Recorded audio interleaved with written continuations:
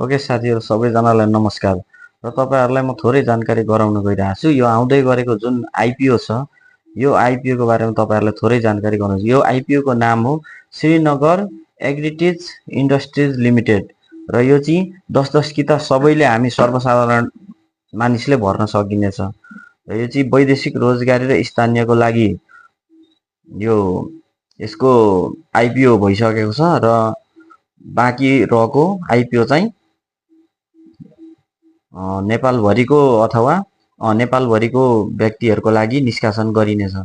जुन निष्कासन गरिने मिति रहेको छ 2082 साल 6 महिना 26 गते, यानि कि भोलि।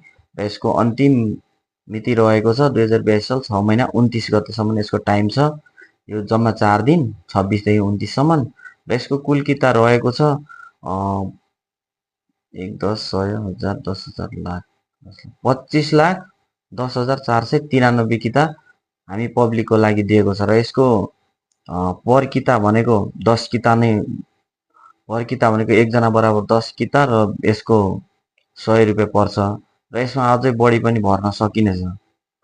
लगभग एकजना बराबर 5,000 किता भर्न सकिनेछ र बाँडफाँड गर्दा लगभग 10 किता पर्ने भएकोले 10 किता भन्दा बढी नभर्नु होला, किनभने पैसा होल्ड भएर बस्नेछ। र यो सेक्टर भनेको म्यानुफ्याक्चरिङ सेक्टर रहेछ, यो प्रोसेसिङमा छ र यो चाहिँ बिस्तारै पछि गएर चाहिँ अलिकति आम्दानी लिनेछ। अहिले चाहिँ प्रोसेसिङमै रहेको छ र यसमा चाहिँ फाइदा भने त्यस्तै कमसल फाइदा हुन्छ।